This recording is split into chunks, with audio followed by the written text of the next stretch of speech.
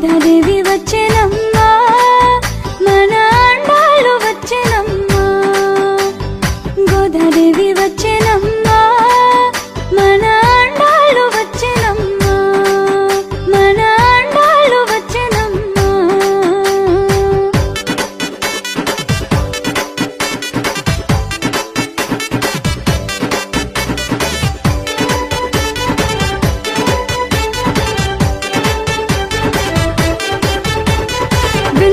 పుత్తూరు నుంచి